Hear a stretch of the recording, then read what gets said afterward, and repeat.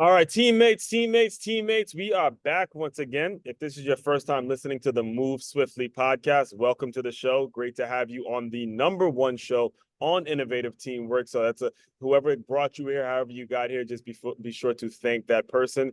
To my regular listeners, you guys are probably tired of hearing me say this at this point, but I am not tired of saying it. And I'm going to continue to remind you, podmatch.com. Thank you guys very much for making my show again a show that has multiple guests, because here we are again with another gem of a person. I'm just gonna let you guys know right now, because I myself am in the fitness industry like she is. If you are a mother and you're making an excuse for not getting your ass up and working out, if you are any woman out there that says they're quote unquote busy, we're not gonna do this. Anybody, period, that is making excuses or using your kids as an excuse to not work out, I hope you tune in. You better tune in. All of those excuses better be removed by the end of today's episode, because this next guest has five kids and has this mindset that will absolutely blow your mind. So with all that, before I make the intro too long, Miss Tabatha Thorell, welcome to the Move Swiftly podcast. How are you?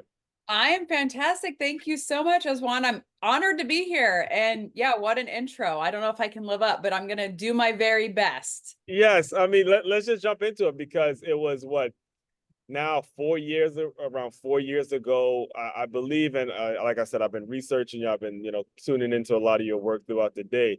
You were going through a lot of difficult things. You were going through a situation where you are a fitness trainer. You were trying to invest. You were investing money in coaches. You were doing Yep. a lot of things, and you weren't seeing a turnover. And one of Right. the things that you had mentioned throughout, multiple shows, is that you had to change your money mindset. You had to actually flip the switch in your mind and start to say to yourself, you do deserve these things. I mean, there was one point where I believe you were talking about a bag or something like that, and you said, "Look, if that bag is $1,000, damn it, you deserve it." So Yep. let's start there.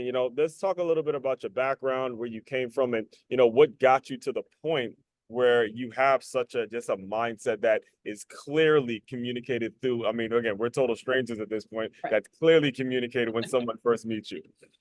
Yeah, so my background is, I grew up in a rural area. I'm the youngest of five. My dad, I mean, he was one of the hardest working people I knew. He was gone before I was up, and he barely came home before I went to bed. Yes. And that was predominantly because my mom had an autoimmune disease, and then my sister had a mental illness. And so the medical bills were just nonstop. And Mm-hmm. if any of your listeners have had that, it is overwhelming, not just financially, but emotionally, because Yeah. my parents were so in love. I mean, I grew up and they would show affection in front of us, very loving, but my dad was so stressed out that he was not always present when he was there. And Yeah. so I knew that no matter what happened in life, I wanted to marry somebody who was present in our kids' lives. Family was a big thing to me. I always wanted to be a mom, but I always wanted to have, I thought, a career, right? Because back then that you didn't have like a mission or a passion. It was you wanted a career. But I knew I wanted to be present in my kid's life. And so those things were very embedded in me. And like I said, my mom was super nurturing, even though she was ill a lot. So Yeah. like I had an amazing childhood, even with all the trauma of Mhm. and illness and scarcity. Like I still had an amazing childhood. So as I got older, I just looked for things, not always intentionally, but like I looked for things like, okay, if I want this, I have to work for it. Like I have to hustle. I have to be an entrepreneur. Like no one's going to hire a 12-year-old. So like I'm going to have to sell lemonade candy. I remember I cleaned houses and really just kept this older lady company because her house is already cleaned. But like, I'd go over there and I'd sit with her and I talked with her and she paid me. And I was like, okay, this is awesome. Yeah. Now I can buy this mini fridge for my room or this TV that I thought was so awesome. But it taught me to have a goal and to Yeah. work for it. And those were things that weren't taught to me by a mentor. It wasn't like I had an amazing teacher or a coach that just like really affected my life. It was just, I did it and I got the result. And so I became a very results driven person along the way. With that came expectations, and I need to be better and I need to be perfect, and all the things wrapped up in that. But there Mhm. was definitely good in that because I knew if I just did those things, I could reap those rewards. And so that was kind of like my background. And I had a lot of negative views of what wealthy meant Mhm. and money and like what I could actually obtain. Like some Yeah. things were just like, way far out of it. But that was okay because my journey to now was like God was going to put people in my life to help break those.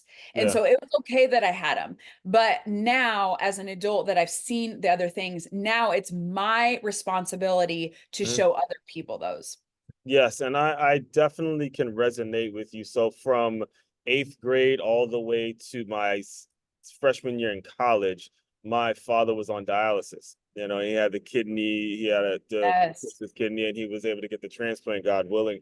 But that stress that you're talking about in Mhm. terms of, and we see it as kids, right? We see it and we just think it's a norm. But as I grew up, I realized that's my mother's husband. That's the partner. And imagine if you were in that situation and you had Yes. to, pay for college tuition and do all that pressure. Just imagine how difficult that would be for any adult. And that's so important that, the earlier you young people can get a hold of that, the less grudges you may have, the more Yes. selfless you become and not so selfish about what it is you want to do. And that's kind of really where I wanted to go to next because again, I'm a fitness guy. Yep. Been in the fitness world as well. And Yep. when you see people come in and you're helping them reach their goals, that was Uh-huh. something you did for years as well. So can you kind of speak on, because a lot of times we as trainers, we get like a bad rap, sometimes there's not too many people who come to see us and, I'm coming to the gym. I'm not coming to the gym. You get a lot of these people that come in and out. So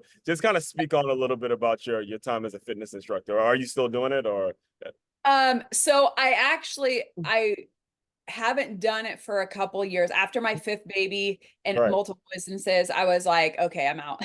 Like I Yeah. can't, I still love it. I still have a passion for it. When I see people in the gym and people come to me for advice, I'm like, yeah, sure, great. Right.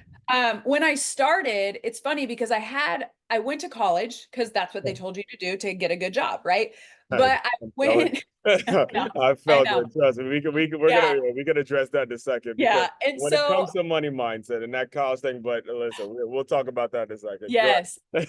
And my parents weren't going to pay for it. So I Right. had to learn. I mean, I had to fill out my own FAFSA forms. I remember thinking like, Really. gosh, nobody else has to do this. I have to do this, right?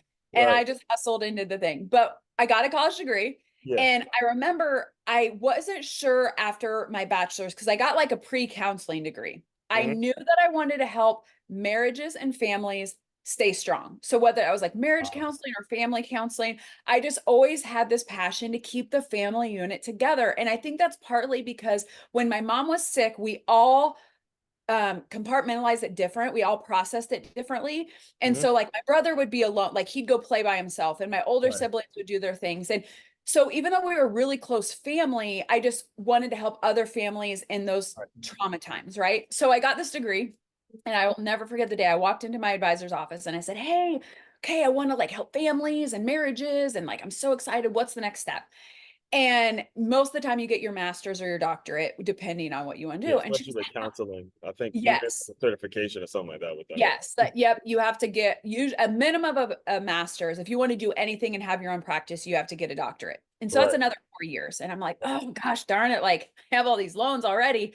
But Yeah. like I wanted to help people. I just knew that. But I Mhm. also knew I needed to make money because remember, I'm coming from scarcity. So like I'm very money conscious. Mhm. And she said, "Hey, that's awesome. Just want to let you know that most of the time by the time couples come to us as counselors and therapists and stuff, they still get a divorce." And I Mm. was like, well, those results suck. Like, I'm not going to do it if they are not going to, if I'm not going to help them. So I Mhm. was like, no, thank you. I'm not going to school for even another 2 years and spending who knows how much money, Right. to not help people. And Exactly. I knew that with the degree I had was like health and human services, which I couldn't do. Like I interned for that and it just broke my heart. I just couldn't do it. Right. And human resources was another one I could have, like business corporate world, and I just didn't love that. And I was like, oh gosh, darn, I Mhm. was dating my high school sweetheart at the time. We knew we were going to get married. We'd already started investing in real estate. So I was like, okay. He knew that he would most likely farm his family farm. And Mhm. so we got married, we came back here, and a job opportunity happened at my local YMCA. And Mhm. I always had a passion for fitness, but I don't know, I just never saw it as a career, I was just like, Right. okay. So I did that and I just loved it. And I just loved to help people, women just come like just be confident in their body and like follow through and do what they say and all that stuff. And I just loved group coaching. I loved events. I loved, inspiring people, motivating people. And it just was like the first thing that led me to the next thing, which was a direct selling company, which I never thought I'd be a part of. I Mm-hmm. hated sales, like hated them, Yeah. avoided shoe salesmen like the plague. Like, I just hated Right. sales. Right. But it developed a skill set. Mm-hmm. It brought me into the world of leadership and personal development. And I'll be honest, Oswan, like that was the first time that I felt a home. I Yeah. was listening to like Tony Robbins, John Yeah. Maxwell, and I was like, these are my people. Like I Yeah. love this. I just I've loved it. which one was it? Which MLM was it? Advocare. So it was a Ah, supplement. yes, yes. I know exactly Yep. what Advocate. I know Yep. exactly that Yep. one. That's Yeah. And so because we were advancing so fast in the company, like they sent us to these leadership retreats and that's what I fell in love with. Mm-hmm. I loved the fitness stuff. I love nutrition. Mm-hmm. I would help coach people, but I mean, I loved getting into someone's mind. And Mm-hmm. so I just really started researching like the mind and mindset and how to switch beliefs. And I'm like, you can do this? Mm-hmm. Like, this is amazing. Like, I didn't even know. And I was Yes. in kind of like the psychology world. Cause remember, like Yeah. my degree was like psychology, pre-counseling, that kind of stuff. So it wasn't that I had like no exposure, but Right. they definitely don't teach you that in college, No. And so I just fell in love with it and just yeah, I switched a whole business model, Mm-hmm. launched a fitness business. And actually, that was like short lived because everything pulled me to mindset. Like, everything was always like, how can I get these people to just like switch so they actually are motivated to do the thing? And I just still to this day, even with what we do in real estate, like, I'm constantly like, how can I help that person do the right thing so they follow through and get the result that they want, not Mm-hmm. what I want. It's not about me. It's not about manipulating them. It's like they said they want this. Right. So it's my job as a coach, trainer, my responsibility with my skill set to how can I help bring that out in them? Yes, they are owning their, what they do, but Right. I have to own my skill set too and say if they didn't take action, even in fitness, even personal trainers, like your listeners might like to hear this because we like to blame it all on the person, right? The client, like they're lazy, they're this, they're that. What aren't you doing as a trainer that makes them want to show up early, that makes them want to do that 12 burpee, that makes them want to that? Because that was one of my skill sets when I was motivating people. They Mm-hmm. were doing the thing. Right. And they were like, I'm so glad. Like, and they would kept showing up. Like, I don't know why I keep showing up. It's because of how I made them feel about it, Yeah. not the actual task of it. Does that make Right. sense? So Yes. it's always about that, like how I make that person feel. And was I too direct? Because as trainers, sometimes we can just be like, instructors and trainers, we can just be like, you just do it 5 more. But Yeah. it's like I knew my audience. Mm-hmm. Like, so it was women. So I'd be like, you want to, fit into those skinny jeans. You want to be sexy for your husband. You Mm-hmm. want to play with your kids. Like, you're going to do those 10 more. And that's what sparked it. And that was what kept them wanting to come back. Yes, and there's a couple things that you listeners and that you really really have to unpack when it comes to that. Is she was going down the road of going through the school system, but inside, what was burning on the inside? And this is what I try to convince or convey to a lot of you college kids and you families that decide to just send your kids to whatever school. What's burning on the inside of a person, especially a college age kid, Yep. is what ultimately is going to drive them. Listen to that voice that's burning on the inside. I love how you started it and you said you talked to someone and said, wait, the divorce rates are high. Well, what the hell are we doing? Why am I Yeah. going into an industry because the salary might be comfortable? I'm going to pay Yeah. for school. I'm going to end up paying probably more in school, student loans, paying it off to watch a bunch of the people that I want to help get divorced. Why pursue this? And you listen to that voice and Yeah. every step along the way, again, you said it in so many words. It wasn't advocate necessarily as much as No. it was the actual personal development, the Tony Robbins, the Dean Grazians, all of these people who Yep. are going to make it so you help people in a certain way. And man, I resonate with that in so many ways. But I do know that this business is a challenge. It is hard finding people and it is hard getting people to break, years and years and years of habits and getting them to get from the excuses and remove themselves from these mental blocks, the stubbornness that so many people Yes. have. Yeah. how have you managed that challenge? Because I know it's a huge one, especially with you ladies. All right. Again, I was a trainer. I know how it works. Every other word is an excuse. Well, I'm Yep. pregnant, this, I'm that, the kid is here. So how do you, as someone that, clearly can show, how do you manage all of those rejections and those challenges that you come with? Man, I mean, it's your own personal growth journey, honestly, because I am a very driven, I'm a very stubborn person. Mhm. When I learned my personality type and I learned other people's personality type and what inspires them and motivates them, and that's different. Like, so for you, like you said, like women can have excuses and men can have excuses of like why they didn't take that risk or whatever, or their ego's so big or whatever. Yes. So like with a woman in a guy, but like a woman, say you're trying to get a woman to work out. Yeah. You have to find out what motivates them. You have to find out what influences them. So, like when I was pregnant, I was doing burpees. I was doing the thing. I had a healthy pregnancy. I loved being pregnant. I mean, baby 4 and 5, especially baby 5, because I was holding baby 4 a lot, my hips really would go out. So, that one at the later part of my pregnancy was probably the least I worked out because I just couldn't because my hip kept popping out of place and that's not fun. So, No, I bet but it's. until then, I was motivated because first of all, I knew what exercise did for my brain. Hmm. Like I wasn't just so soul focused on vanity. Like, yes, of course, I still wanted to not be a whale, like pregnant, Right. because I was chasing kids and stuff. And I still wanted to be sexy for my husband, even if I had this belly, right? So, I Yes. mean, I had those, but I know what exercise does for my mind. I Mhm. know what it does for my hormone levels. And as women, guys, we've got to be aware of that Yeah. because I know, like, oh my gosh, my like progesterone is low right now with my cycle or whatever. I gotta have my endorphins on check. I gotta have my serotonin on check. I gotta have my Mhm. dopamine.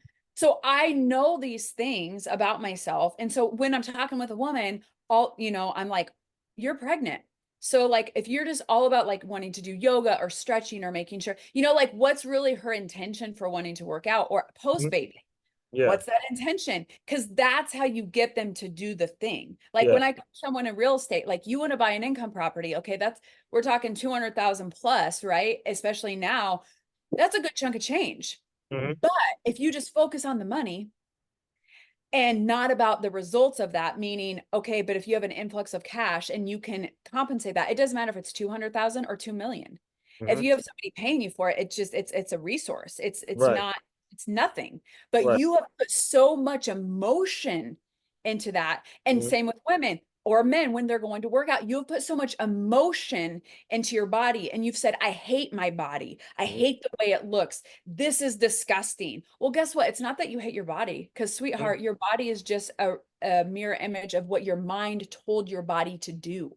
Yeah. So you need to start saying, you know what? I don't like my mind right now. So Right. I'm going to manage it and I'm going to switch it. And I'm going to look at this differently. I'm going to look at working out differently. I'm going to look at food differently. That's here. The Yeah. body has it's like collateral damage. It's just only showing what this thing here did. And Right. when I realized that, it was like, okay, even with money, it Mhm. wasn't that money was evil or bad or good or we didn't have it. It's Yeah. I was attaching to the money. And Hmm. when you realize that, you have your breakthrough because then nothing controls you. Food Hmm. doesn't control you, addiction doesn't control you, money doesn't control you, your spouse doesn't control you, nothing. And when you have that kind of freedom, Yeah. it's game changer. I mean, hands down game changer. Yeah, and I think it's important that you do mention that because a lot of times people would say things as an excuse, like money is the root of all evil. There's excuses of, oh, well, I don't have the time. But if you get to their pain point, if you get to what they're actually needing and what they actually are, what the result would be, then you start to break those patterns. I think Tony Yes. Robbins calls it breaking patterns. He does a thing like this, and then Yep.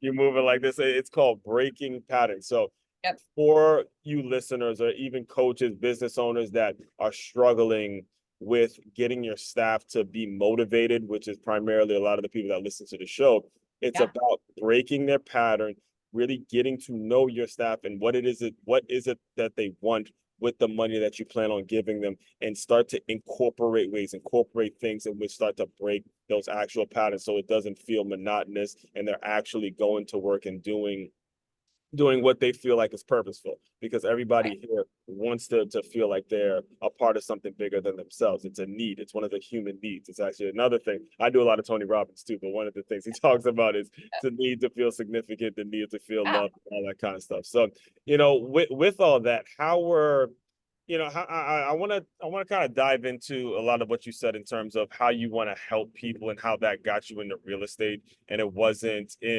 just about the money.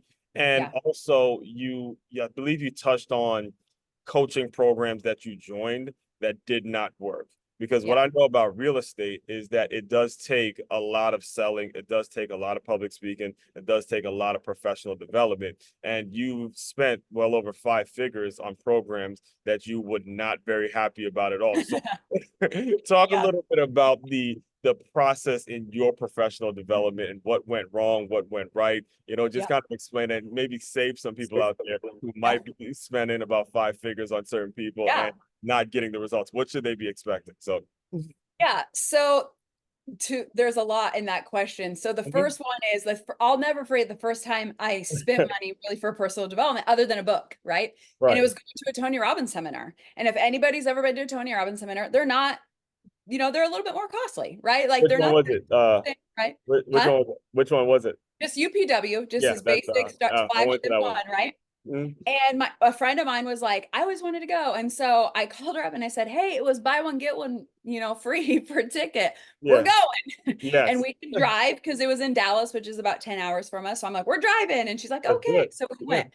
But it was still, I think with everything, it was still close to $1,000, right? Right.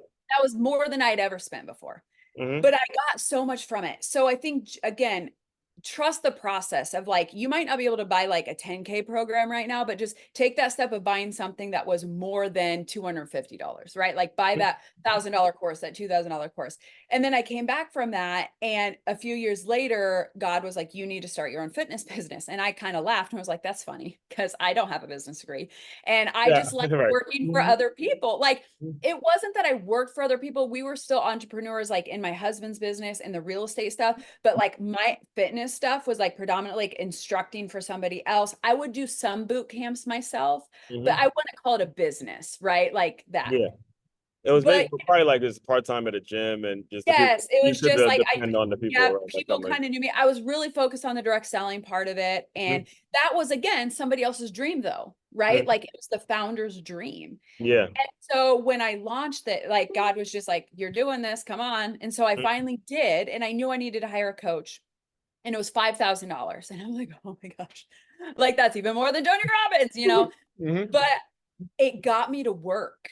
Like Mhm. she gave me great insights on the program and I really loved her.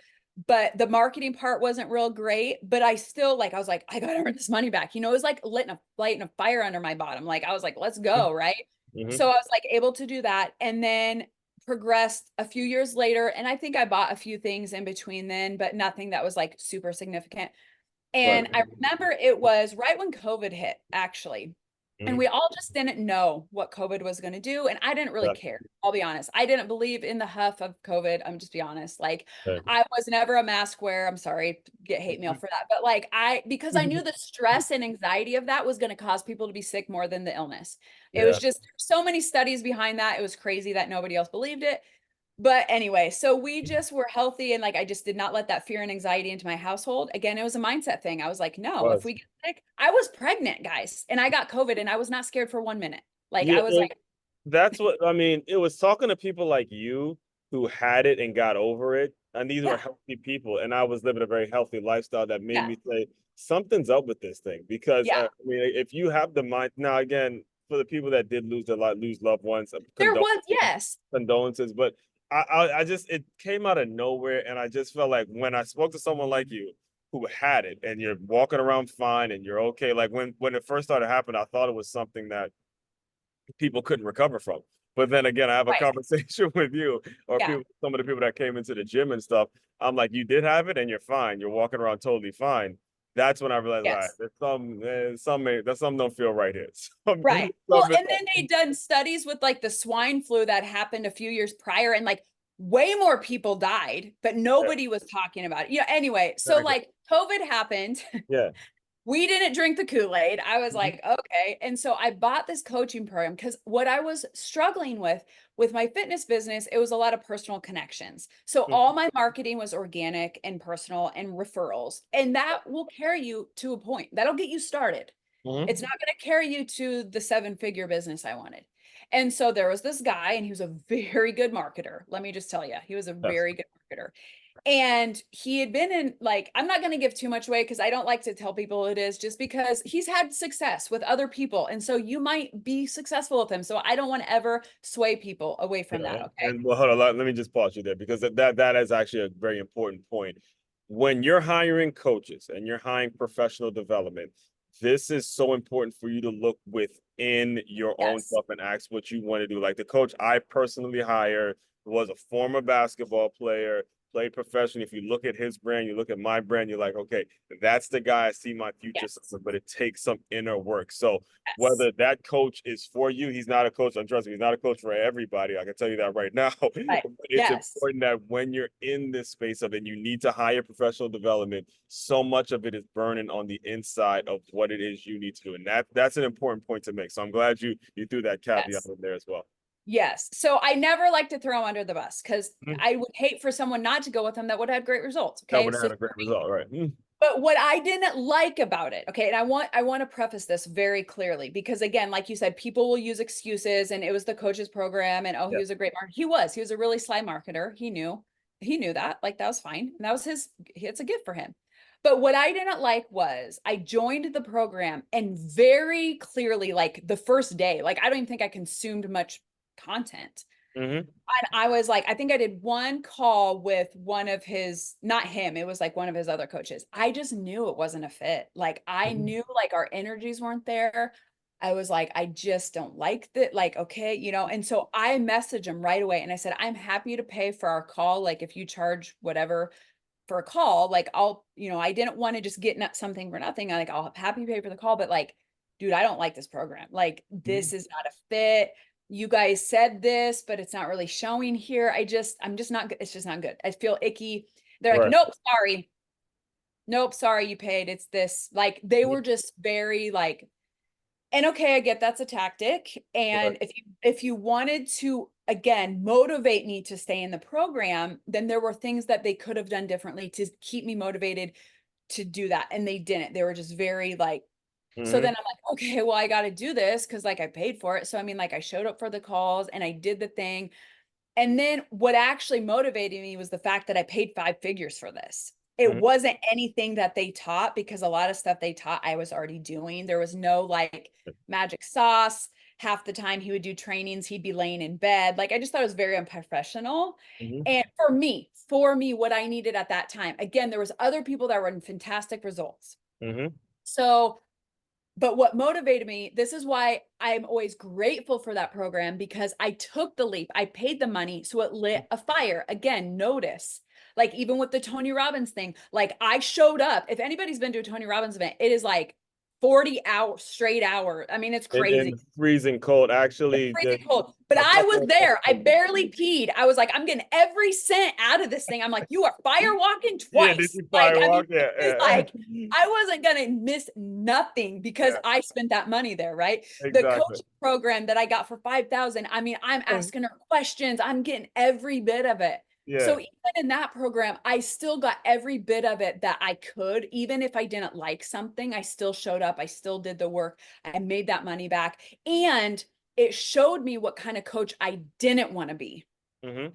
I was like, I don't want this. Okay, that's going to help me be a coach. So this is like coaching university, right? And how much do you spend on college? 100K. Yeah, This was 10. So okay. exactly. And so that taught me just along the way. And every coaching program I've done, I've just had that mentality of like, this Mhm. isn't exactly how I would do it. I would probably change this. And this coaching program was like 25K. I'd probably be a little more inclusive or whatever, but I still took out of it something of value that I implemented like Mhm. right away to go and do it. there's no perfect coaching program out there. And there's no perfect like personality match to get you to do exactly what you want to do, unless you can pay like $100K a year. Maybe you might be able to find someone like that. But like on the lower level, if you're looking for someone to come and like be that bippity boppity boo and just like magic wand for like $1,000, it's not going to happen. And if you're what I call butthurt about it because it didn't do exactly what you thought it would do, you have to look and take ownership of yourself and be like, is the content good? Did I do it like they actually said it? Because even in all my coaching programs, I'm like, you know what? I didn't do that. I take ownership. Like I didn't do it that way. I was scared, or I didn't have the resources, or I wasn't resourceful or whatever. And I Mm-hmm. didn't do it like that. So that's on me. Right. And yes, did they make it look really fancy and nice and beautiful in the marketing and just seem all like a fairy tale? Of course they Right. did. But Right. that's our world we live in, and you have to like discern that. But you can't be pessimistic and say all marketers are shady. But you Yeah. can't be so in fairyland that like, oh, I only have to pay $97 and then I'm going to start making $1 million a year. Like, it's like you have to have expectations, but you have to manage those and know when you're coming in. Like you said, what are you bringing to the table? Because the person Tab is today is not that same person in 2020 that bought that program. So Right. maybe that person would have, taken, ran with it or whatever. And so those are things that we have to really look at with discernment when we're buying these high ticket prices. And Right. it's, don't look at it like they're scamming me or they're taking this or doing this. There are different tactics for different people to make you want to accomplish the reason why you bought that thing, Yes. right? So, I mean, what you're describing is exactly what personal and professional development is. All right. And it's very, very important for you guys to get a hold of this. This is the game. All right. This is the game as a business owner. And if you don't make these investments in yourself, you will lose your staff. You won't know how to motivate them. You won't know how to be relatable to them. You won't know how to say, look, I got burnt. I've been burnt. I've made mistakes. And here's the guide. Here's how you push through these certain circumstances in which you felt like you made a mistake or you would have done things differently. And the question I actually have for you now is, how has going through that helped you as a wife, as a mother, and as an entrepreneur? How has it kind of helped you develop in your own world and the things that are obviously important to you? So I'm really hard on myself. I think most entrepreneurs, we hold really high standards. Yes, we So do. when I made that AKA mistake or whatever, that investment, I was like ashamed. I was like, I didn't tell anybody. I mean, like I made the money back. So like financially for our family, it was okay. But like I felt that pressure and I was like, I was a little jaded. It took me a year and a half to buy another program Mm-hmm. because I just was like, and I just held this guilt. And so what it's taught me is to forgive myself every day, every Oh single yes. Oh man, day. I got to address that point there because I mean, man, you hit the nail. So the Jets are sustained, sister. Yes, Okay. yes, When people look at forgiveness, too often do we look at forgiveness and we think it's you forgiving another person. yep, When are we going to get to a place where we start looking and say, start to forgive yourself for the mistake you made? Be it that mistake be professionally, be it that mistake be personally, romantically, whatever it is, we are yep, human. We are all human. We make mistakes. We make mistakes. And again, yes, I'm just like you. I just recently put a book out and I saw like one capital, one of that was there, one typo. And I mean, luckily I was self-published, but I like saw one typo and I'm going crazy. I'm hitting my editor up. I'm like, this needs to be changed now. It's like, yeah, and I yes, watch YouTube, I watch other authors like, it's okay, Oswald. It's one typo. You're fine. Just switch it's fine. in the morning. It's So, okay. and I It's okay. forgave myself, and I was like, all right, I'm good. So that point, that is a great point that you made. So again, go ahead. Yes. Yeah. So forgiving myself, and to that Mhm. point, in forgiving myself, also forgiving other people, like forgiving that coach for Yeah, being a douchebag or yeah, whatever I was yeah. feeling. Because Okay. I'll what be is it honest. gonna do? What is actually walking around with that bitterness? Right. No, and that's why I don't It's not like gonna help. diss his name or Yeah, whatever. Now, if he was doing really shady stuff, like that was really hurting people, but it just didn't work for me. Right. yeah, So you have to, again, discern that. So, yeah. like forgiving him, forgiving my husband, forgiving my kids every single day, giving grace and mercy, but also for myself. and being like, Tab, it's okay. Cause that was a learning process. That was not a failure. That wasn't even a mistake. You were meant to go through that process Yeah. because this is where you're supposed to be right now, and Yeah. trusting that. And that's where my relationship with God is like so huge, because he's the one who tells me like, no, you're not a mistake. Yes, we do make mistakes. We sin, we do these things, and sometimes we don't think it through. But now you're going to discern this, or I'm going to let you sit on this, or do this, or learn from that, or just trusting that process. So forgiveness was a huge one. Mm-hmm. And then, like I said, I was a little jaded, so I had to let go of that. So I Yeah. had to work through some stuff on that and be like, okay. And then when I bought my second, like probably biggest purchase of a coaching program, I was pregnant with baby number 5. Yes, 5. Because Mm-hmm. I just had baby number 4, and I didn't invest in this one program that I wanted, because I was like, oh, I'm having a baby. But this other one, I was like, I'm gonna have this baby. I need to get one. Like, I wanted to invest in Yeah. myself. And so I did. And again, but it was that process of like forgiving myself if I didn't do it just perfect. I mean, I had 5 kids and like a newborn. So trusting the process, like, but I'm still supposed to take these steps, right? Like, I'm not just supposed to sit idle and not do anything, Mm-hmm. because I can still enjoy my kids. I enjoyed every minute of their infancy and newborn stage. And I even co-authored a book during that time. And I still was able to fully engaged. And so trusting that I could do that, and not using words like, I'm so overwhelmed, I'm so stressed, and this, I was exhausted. I wasn't sleeping, but Yeah. like just telling myself, like, I still need to take these steps. I Yeah. need to take action forward, and they will come to fruition. Like, it will happen when we invest in our mind and ourselves. Like, it will come to fruition. We have to pivot, and we have to make sure that like we're really managing the mind, and we're going toward the sunset. We're going west on the sunset. We're not going east. So it's Mm-hmm. like sometimes you have to take a perspective shift and be like, okay, but if like you said, in your gut, like, I know I'm supposed to help families. Like, I just know it in my gut. Right. Sometimes it's a way of like, if I help that family because I help the mom, or I help the couple stay together, or I help them invest in real estate, it doesn't matter. The Yeah. family unit and those connections and communications with each other, and removing offense in a family, and removing the unforgiveness of a family, Mm-hmm.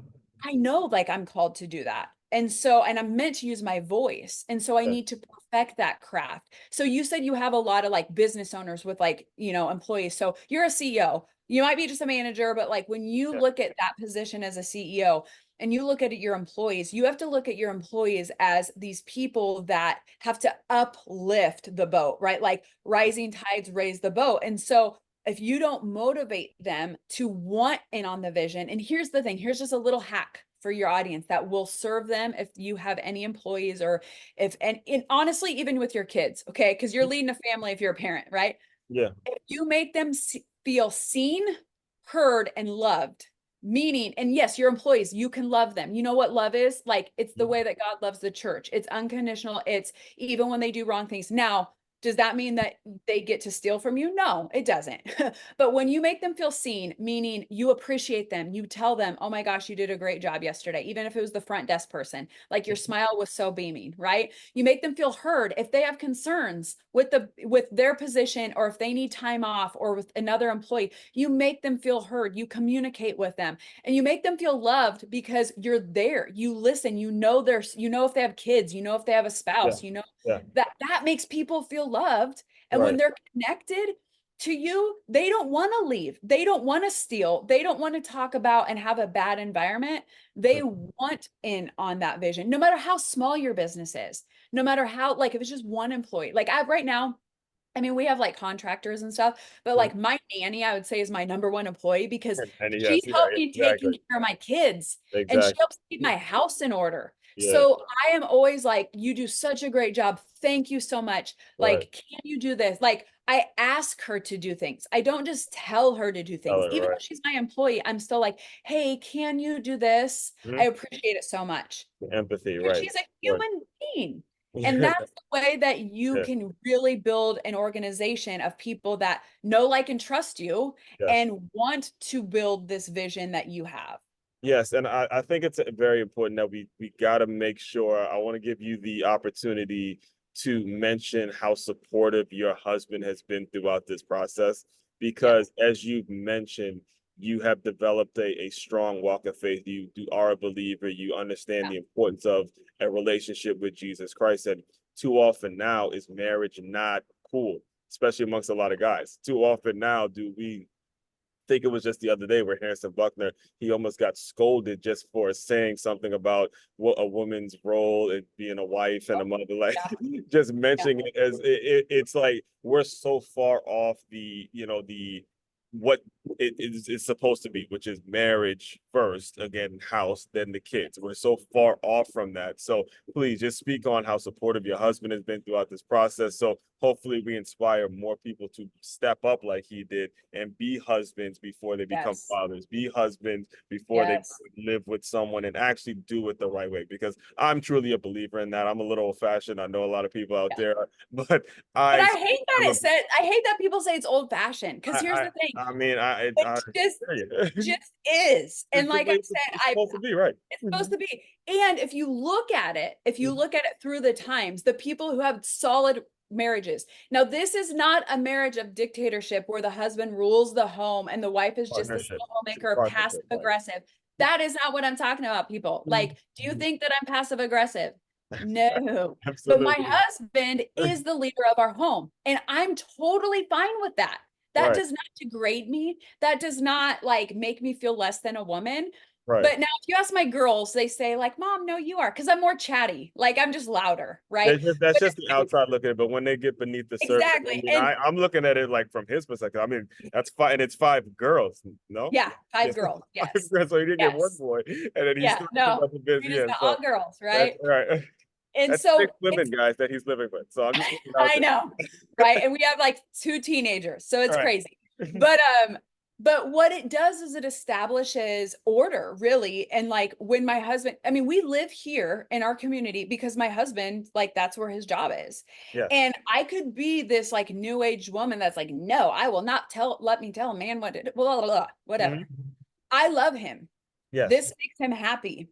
I get to work on me to help what makes me happy. And he's providing, he's doing what he thinks is best for the family. And we're united on that. And I truly believe that it's God, your relationship with God, but Yes. then it's you and your spouse. Come on Okay. now.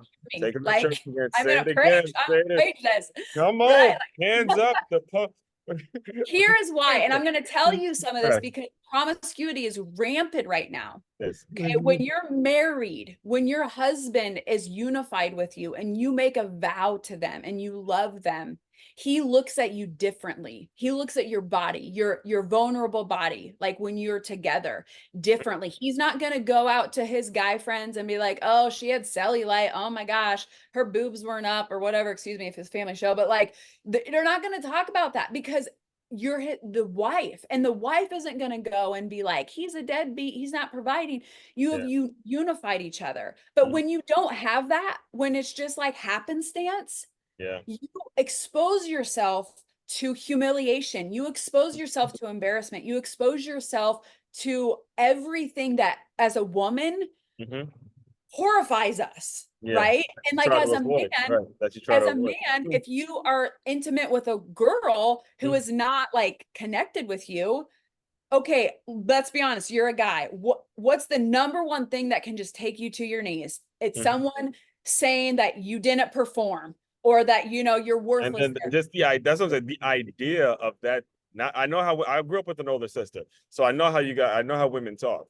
You don't Yep. perform in the bedroom, and this was always my mindset when I was going through Yeah. it. If I don't perform in the bedroom, somebody else gonna know about it. So you better believe when it became time, I had to make Right. sure I was handling my business because Right. I know how women talk. I know Right. exactly how that gets around. So I was And men do the same thing. But when you're married, when you take yes. that vow and Mhm. you really put your heart and soul and vulnerability, you're less like, I'm not saying there aren't people that still might do that, but you are less likely, you are connected to them in a Yeah. different way. So that's why like marriage is not, when people say like, stay a virgin or whatever, it's not like, it's not a punishment. It's Right. like protecting you And from that's the way it everything. gets I cool. didn't realize that growing up at all. I thought it was like, God's a fun hater or whatever. And a lot of people are like, oh, you were only with one man. I'm like, yeah, but we Gets learned communicated and like you're out developed. of right. Yeah. Exactly. And like we learned those things because you'll soon learn, like whether you are married or just life partners with somebody or whatever they say these days, I don't know. But Right. like age happens. Mm-hmm. Stuff doesn't work sometimes. Like things sag. Like it just is where that's just what it Right. is. Right. And if Right. you don't have that intimacy, and that's where marriage is, it's the intimacy. Yeah. So fall in love with falling in love with that because your vulnerability, everything that you desire as a woman, as a man, you Mm-hmm. know, the respect that you want, that ego, that all that stuff, that providing, and for a woman, that delicacy, that intimacy, everything that you desire is Mm-hmm. in that relationship. And now, again, nowadays it's so easy to get a divorce. So you can't go into like, you literally have to look at it like, no, like we have to work on this together. But we've done that. Like we've done the work on ourselves. Yeah. Because when I got to a point where I felt like I was talking at my husband and Mm-hmm. I was being the loud, annoying voice, or I was being like they call like a thermometer, like up and down all over, Mm-hmm. I had to work on me and I had to come to the end of my rope and go to Jesus and be like, I don't want to be this horrific woman. I don't Mm-hmm. want to be this naggy woman. I want my husband when I die to say she was the most loving, kind, passionate, beautiful soul. I'm devastated with this. Not like, Right. oh, good riddance. Like, okay, yeah, she Yeah. she was fun, but less, whatever. I Right. wanted that true intimate connection and I had to work on me. It Yes. wasn't us, it was working on me. And then the same for him, because we always want every day, we're like, we want a loving, passionate, fun, Mm-hmm. like humorous, joyful, significant connection every day. We've Yeah. been together since I was 15, guys. So Yeah. 24 years.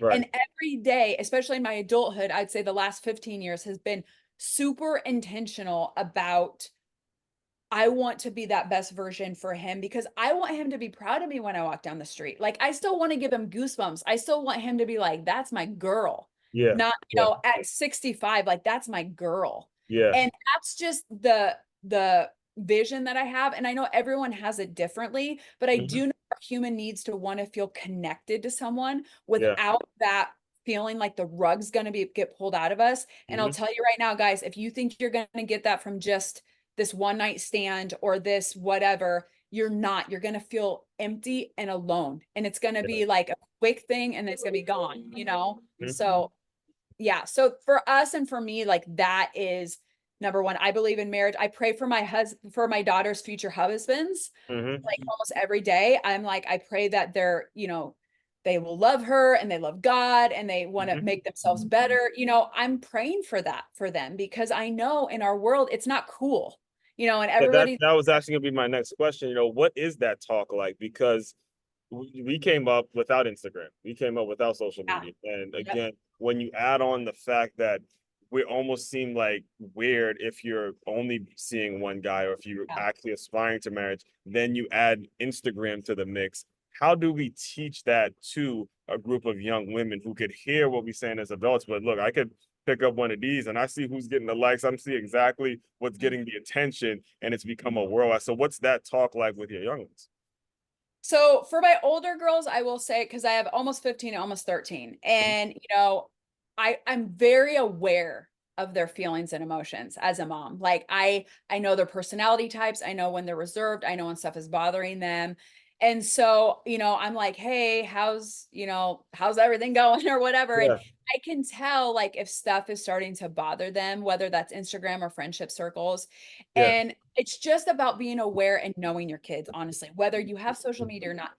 Yes, I don't like this whole like feeling significant because you get likes and feeling valued and loved because, oh my gosh, this went viral or whatever. Yeah. But I know my kids' hearts. And so if I, as a parent, like their biggest influence in their life, yes, their friendships are definitely influencing them, but I'm still there, whether they push me away or not. Like I am going to be true and I speak truth into them. So my middle daughter, who's going to be 10, she is going to be such a valiant for the kingdom because she's fiery and she's passionate like Mhm. me, right? And so she can get really up and she can get really down. And when she's down, I smash it. I am like, that is a lie. So I think so many kids, they see this and they put so much value into that. And I Right. just address it like, is that a true or is that lie? Like Hmm. if she says, someone said I was fat, I'm like, is that a true or a lie? Look at your body. You hardly have an ounce of fat on you. You're like solid muscle. Like, what are you talking about? That's a lot. Like, I'm very forceful with like turning the enemy's forces against, because for women, it's going to be body image.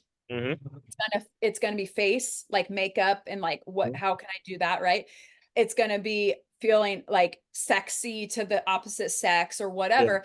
And so I'm just constantly like reassuring them, especially with body image and stuff, because my daughters are very beautiful. But I'm Yeah. like, I want you to be modest, but not so modest that like you feel like you're hiding, because I think that's wrong too, because I don't feel like it's a woman's job to stop a man from lusting. Like, Right. you can still see beauty and Mhm. boobs. Like, you can, they're beautiful. Like, why do we always have to make it this like nasty thing and you should put a shirt on, and or I mean, like cover it up like up to Extreme. here, You got to be extreme, right? but I don't want her butt cheeks hanging out of her jeans either. And so it's like doing, like, really balancing that and just knowing that, but just really saying no to like what isn't true. Right. And my daughter, she has a boyfriend, Right. and we talk about this all the time. I'm like, Mm-hmm. you know, things like right now are innocent because you guys are both shy and like awkward and this, but like Yeah. eventually it's not going to be there. And you Yeah. need to know these things. Yeah. So just equipping them with the knowledge of that, and that, unfortunately we live in a sinful world. So men are going to look at you like sexual beings, Mm-hmm. and that makes them uncomfortable. But I have to open that, not to make them scared, but just to make them aware that Aware, like right? Mm. this is happening. And I tell them, I pray over their husbands. We jokingly say that, like, oh, pray over your husband. Haha. Like, hope Yeah. they can handle your emotion. But like, I literally pray for them, like, Yes. that they can be in this world right now of craziness and look at my daughters more than just lustfully. Like, they Yeah. can look at her as a woman, as beautiful and driven or passionate or artistic, and see those things. Because my husband, that's what he saw in me. And Mm-hmm. so I was blessed at a very early age to see that. Not that we are perfect or, things of that nature, but like we were able to see each other's strengths beyond just that like initial attraction. Yes, and well, I'm glad you said, because and the real answer to what I propose is there's no one day, one conversation that's going to No. fix this issue. It has to be something that you actually make your young kids aware of growing up. I mean, this is something I was actually burnt by this when I was in high school, because I mean, in a world where the majority, a lot of young black boys don't grow up Mhm. without a father. I had Yeah. what felt like about 25 different fathers. Okay. My actual father in the home, my coaches, my uncles, my teammates, all the teachers. I mean, I had what felt like a lot of different fathers. Yet my high school sweetheart grew up without a father in the household. And that was where I was just filling that void. The reason it didn't work out with me and hers, because I was just filling that void. Now, if I had a man or a parent come to me and say, "Hey, Aswan, what's really the purpose here?" If we were having an honest conversation, I like these, I like the titties, but I knew Yeah. in my heart that Right. it wasn't something, and I like, this is wrong. But again, a young 15-year-old boy is not saying no to those at all. Right. But when you think about it and you let it hurt for a little bit, you realize how you were just filling a void in somebody else's life. And that is the part that I try to tell young kids all the time. It's Yes. just, I use the example like this to say, look, did you guys brush it? And this is like a group of young, horny high school boys. I Yeah. say, who brushed their teeth this morning? Everybody raises their hand. Okay, if sex ever feels like you're brushing your teeth every morning, then you have ruined something that could have been completely great. If it feels like you're tying your shoe, if it feels as Yeah. just monotonous and you're taking the It's just person, supposed to happen. it's just That's just supposed to what's, happen. yeah. That is the worst thing. And because it's supposed to be something that creates a child, it's supposed to be something that creates the greatest gift in the world. That should be, and if you strip it away from that and you turn it into something that is just filling your little every Casual pleasure, casual, like eating a chocolate cake, it's I'm just, telling you, it's the loneliest, roughest place you can ever be in life. And, yeah. meeting people like you is so reassuring that it still exists. It's reassuring that, look, there's still some good, there's people out there that know exactly what I'm talking about and aren't kind of turned like, look, I don't want to hear. This is important stuff, because it's Important going stuff. to create so many opportunities. It's going to create business opportunities. Just listen to everything she said throughout this entire episode. She went to school, did the whole thing, yet something in her heart was tugging at her, say, no, I want to help somebody. I don't, and I'm sure, again, your husband was a part of those conversations to say, look, Yep. babe, I got you regardless. If you're saying on your heart you don't want to go get your master's, I'm with you. I'm Yep. going to be with you regardless. And just having that in your mind, I'm sure gave you a peace of mind, gave you a calm to Oh say, yeah. let's do this. Yeah. Let's do it. Yeah. So, And you know, again, that was yeah, building the relationship, yeah. finding that person that was going to do that. And the Uh-huh. casual, like sexual relationships are just, it's not going to do it. I'm It sorry. And isn't. like, I'll It go isn't. toe to toe with anybody who's doing that because I had those urges too. And like people can look at me and think like, oh, this little small town girl, this Christian, like you could put me in a box all day long. My All sister right. was an alcoholic. She was very promiscuous. Me and my husband, like we were not saints. Okay. That's all I'm going Right. to say. It's a family show. Like, Right. but and I had those same urges and like, oh, should I Mm-hmm. do this? But I always knew like that was such an empty feeling. Mm-hmm. Like if marriage and connection are supposed to make you like free, but this is what happens. And I'll tell the women on here, okay, who aren't married, that maybe you're Yes. doing this. Okay. Mm-hmm. If you are right now and you're just like living life and just like going out with these guys and having one night stands, or even maybe just boyfriend to boyfriend or whatever, right now the enemy is telling you you need to be promiscuous, you need to show more, you need to do more to feel loved, and that's just a lie. That's just a lie. Mm-hmm. And then you're going to get married, and then the enemy's going to just say, oh, all he wants is sex, you can't give it to him, and then there's going to be a wedge and a big gap in your marriage, and pretty soon his eyes are going to start to wander. Mm-hmm. And then it becomes the porn, and it becomes the shame, and it becomes the guilt. And it's not because of you. I'm not blaming women for that. That is men's responsibility. But Mm-hmm. what I'm saying is, women, let's take ownership of this and say, I hate to say this, but it's like be a church girl in public. And what they say in like a flirt in the Lady in bedroom, the street or a different freak word. in the They bed. use Yeah. a different word, but Oh. like, you know what I'm saying? Like, Yeah. and there's something to that because when it's the sanctity of marriage, it's okay. Like Yeah. anything goes, and you Yeah. need to have that, and you have that in you. Like God put that in you for a reason, and it's not anything to be ashamed. But if you have these sexual relations beforehand, and Mm-hmm. anybody called you like a floozy, a slut, a whore, and then you become married and you do those things, those words, your mind doesn't know difference. Mm-hmm. So it's going to carry that into your relationship of your husband, and you're Mm-hmm. going to feel like a slut, a whore. Then you have babies. Yeah. And then you're going to be like, I'm not a whore, Same. I'm a mom. Same. And so Right. then you're not going to want to do it. And guess what? The husband loves touch. Like the husband loves intimacy. They love sex, and that's okay. They were wired for that. And then you took it away. Mm-hmm. So guess what? They feel lonely. They feel vulnerable. They feel like bamboozled. Like, hey, this girl was like living it up over here, and Mm-hmm. then now she's not. Yeah. Mm. And so we as women need to wrap our heads Hate around cycle. the Right. fact that it's okay to be a sexual being with your husband when Yeah. you have kids. I Yeah. have five, okay? Like I am, my kids always are like, you're so cringy because my husband will like grab my butt or something. And I'm Mm-hmm. like, but it's okay because we're married. Because we're I married. make it very Right. clear, That's like not a we're problem. married. Right. This Yeah. is fine. Yeah. And I'm not ashamed of it, but so many girls are. I see this in marriages. Mm-hmm. They were told over here to do this. Like the enemy is whispering to you, like, do this. And then he's over here when you're married, when it's okay, because he knows that good marriages, again, why do I want good marriages, guys? For that solid family. The Mm-hmm. enemy knows that good marriages, if they're split apart by porn and Yeah. lust, and, Yeah. oh my gosh, and they're whispering to the husband, like, ooh, look at that picture. It's innocent. You're not cheating, really. Exactly. Right. Mm-hmm. And it's this cycle, and we have got to stop it. And we are the only ones that can do this. And it's not shaming anybody. I'm not shaming anybody. I'm not judging you. I get it. I Mm-hmm. understand those feelings. But Mm-hmm. I promise you, if you invest in that person that you fell in love with and you got married for a reason, and you truly become vulnerable with them, Yeah. it will reap so many more rewards and blessings than you could ever imagine. And you will Yeah. stop looking at Instagram. You'll stop looking at reality TV because you're living it. Like you're Yeah. living your You dream have a life. life. You have a life, right? Yeah. Yeah. One of my favorite pastors, Devon Franklin, he would always say, your vulnerability leads to victory. And I Yes. love that. I love that he broke it down in such a short phrase because Yes. you are vulnerable. I mean, I feel bad for the person that's waking up to another person every day, wanting to get out of that thing, Yep. and you are so stuck in your own way. You've gotten so into it that you couldn't even leave if you wanted to, because now the kids become an excuse. And again, I teach.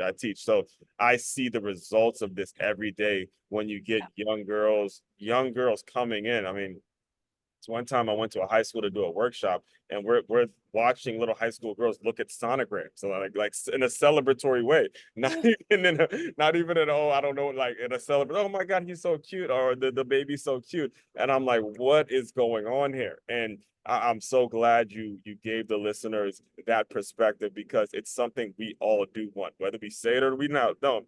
We want to be happily married. That is what you want. All right. All the other stuff that the enemy is throwing at you, you Yep. know that it's not right because it doesn't feel right after. When it's Yep. done, and that's what happens. It's if newsflash, it sucks. It just finishes. Okay. Yep. It's done. It's just And gonna you're be just like done. one again. There's nothing new to it. You didn't. There's no insight. It's not like you read a good book and now you're gonna. I'm like, it's just Conquer finished. the world. No, Yeah. you feel empty. I It's told just my done. husband, I Right. said, you can never die, because I would never survive the dating world, because I Yeah. couldn't leave that empty feeling. I'd be Right.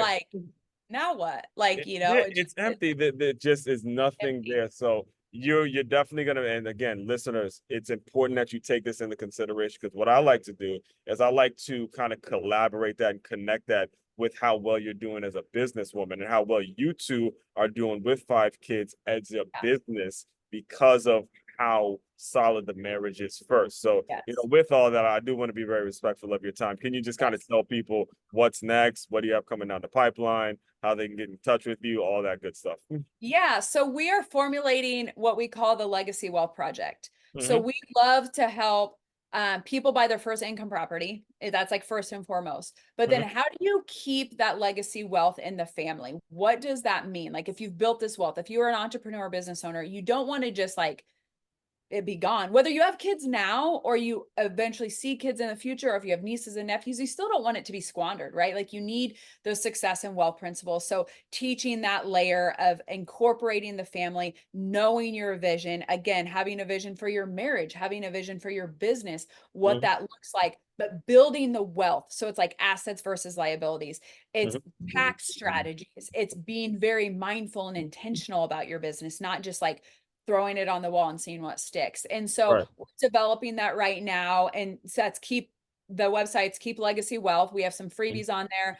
And you can join our email list. So if anything, like our free groups or masterminds or Mm-hmm. anything coaching of that, inspires you to do it. Because again, I'm not just about like building your business, because there's tactics and strategies and we mastermind and we bring experts in, but like, how can you invest it? Mm-hmm. What does that look like? We've been investors for 20 years. And so it's like, what are the steps for the like least risk and Right. handling that? And so that's our new project. And I just really love that. I'm a podcaster. I have a podcast called What Went Wrong: The Untold Stories of Bouncing Back. So Yeah. we interview entrepreneurs in like a deep failure, hard time, and like how they got out of it. And Mm-hmm. we go really hard on like one story of just like, tell us the nitty gritty, that vulnerable state, Mm-hmm. and how can you get out of it? Because I feel like when you hear other people's stories, you get a lot of hope from that. So that's on YouTube, every podcast platform. Check us out.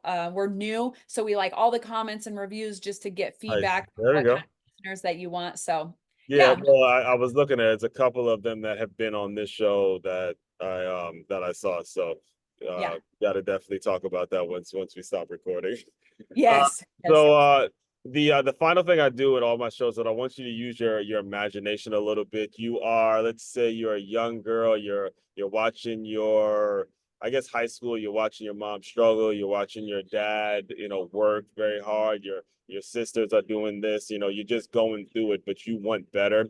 I want you to pretend the younger you has come into the Zoom room and just give that young girl some words of encouragement, and we'll officially close.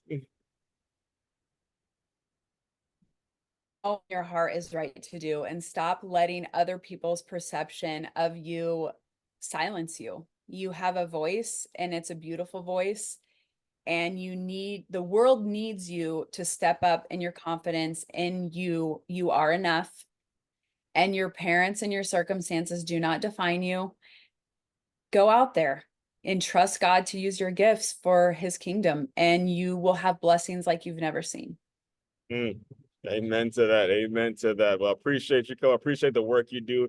Keep it up. Thank I'm you. looking forward to keeping up with your journey. This has Yes. been absolutely incredible, and I'm sure you listeners got a ton out of it. If you got to go back and listen to it, just do what you got to do, because this was absolutely incredible. So, Thank you so with much. all that, fellow teammates, continue to move swiftly.